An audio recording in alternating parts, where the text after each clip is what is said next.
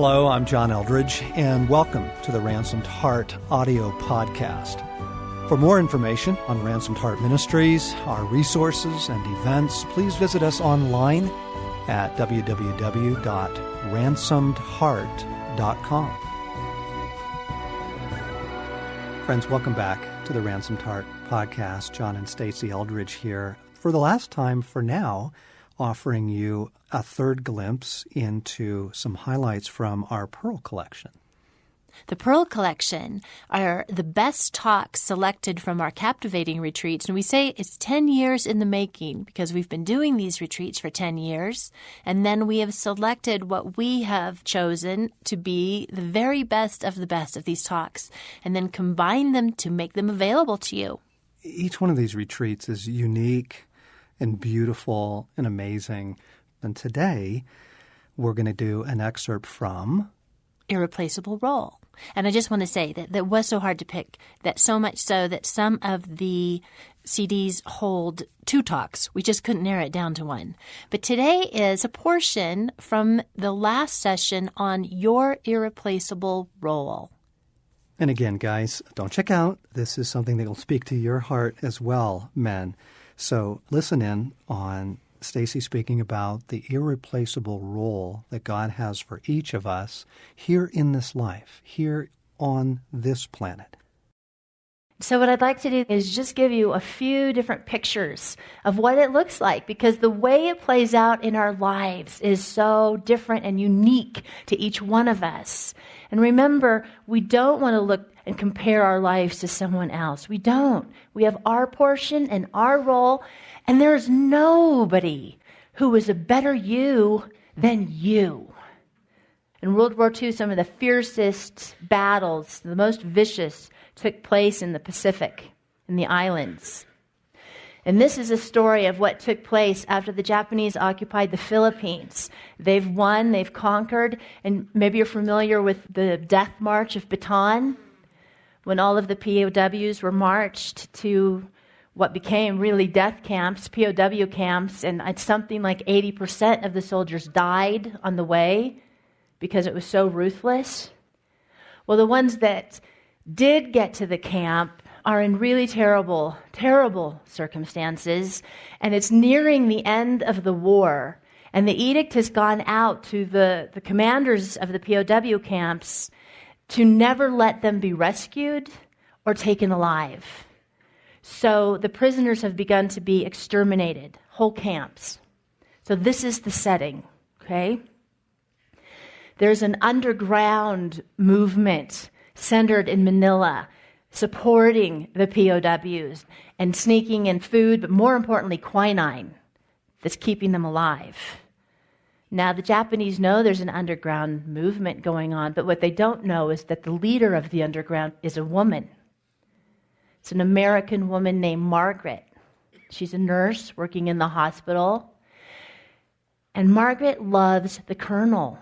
She actually is in love with the colonel who's over all of those men in that POW camp. And to love him, she loves all of them. And she risks her life to serve them. Everybody was taking their lives in their hands. There was enormous risk involved. Margaret was found out. She was imprisoned and tortured and miraculously survived. It was so dangerous, but what motivated her and so many was love. She loved the colonel. She's moved by love, passion, desire, and we are moved by the same thing. That's why we need our hearts. That's why God comes to heal our hearts and wants us to live from the depth of our hearts, because duty and obedience, it will only get us so far. We need the fullness of our hearts in order to live the life that Jesus is inviting us to live, a life that is constrained by the love of God. Mother Teresa devoted her life to the poor. Why? Because she was captured by the sacred romance. Because God was the love of her life. And in serving them, in serving the least of these, she was serving Jesus. It was her response to being loved. She didn't do it to get love or to get a great reward, although great rewards are coming. But she did it because she loved her king. I'm going to show you another picture. This is a nanny working for a family, but it's a family where the children are being provided for, but love is being withheld. They have all of the food that they need, but they are starving. And she sees it, and she risks losing her job so that she can fight for them, speak for them. Maria in The Sound of Music. She's lovely. She is pretty fierce. She's not a woman to be overlooked, but a woman to be contended with. She does speak the truth in love. There is nothing lost in her femininity. Yes, she's strong, but she's not hard. True religion is serving widows and orphans. These children had a father, but they were virtually fatherless. She wasn't cruel, but she was loving. One last picture. A friend of mine is a missionary in Colombia. Janine is a missionary to some of the most dangerous prisons in Medellin, Colombia. South American prisons are ruthless, and this particular one has the reputation of being the most ruthless prison in all Colombia. It has a culture of death. Janine is actually a scholar. She teaches Hebrew at the seminary. But she's heard about something going on here at this prison, and she's intrigued and wants to be a part of it. Well, what has happened at this prison was a pastor in the city has gotten a vision from God. And in the vision, the Lord was holding this prison and bringing it down, like coming into this prison. Just to let you know how wicked this place is, it's overcrowded. Most of the people are murderers. Within the prison, there are 30 to 60 murders a month. They're killing each other. The day that the pastor went for the first time, there's graffiti all over the walls, and it is written in blood.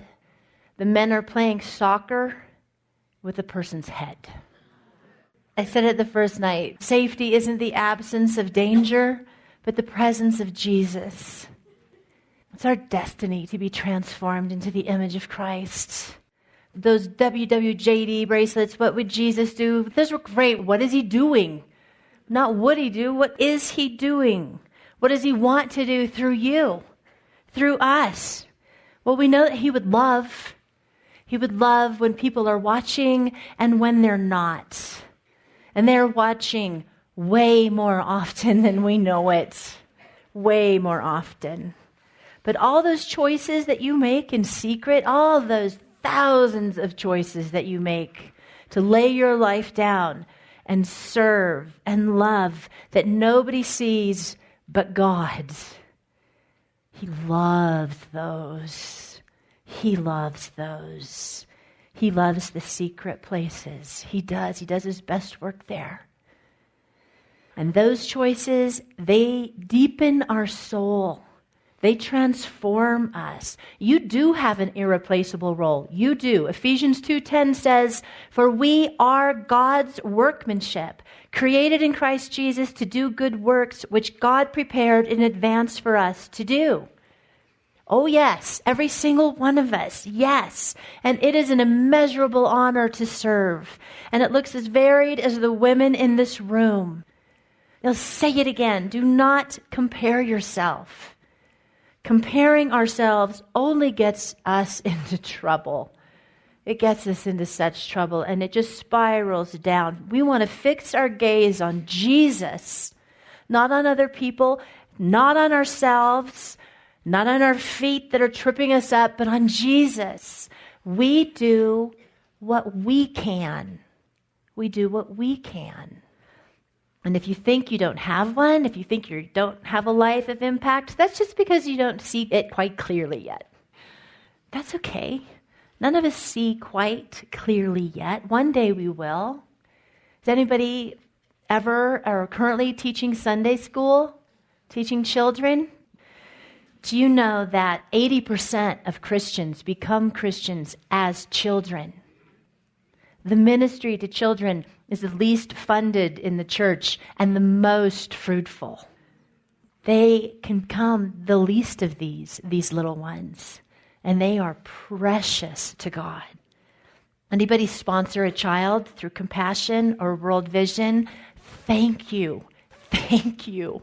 That makes an enormous difference. Sometimes, we can think, oh, well, it's just a check a month or the occasional letter. It changes a life. It changes a life that impacts a family, a neighborhood, a community, a nation. There is no act too small. It matters. Have you ever made someone a meal? Let somebody go ahead of you in the grocery store line? Smiled at someone warmly who you didn't know who looked like they could use it?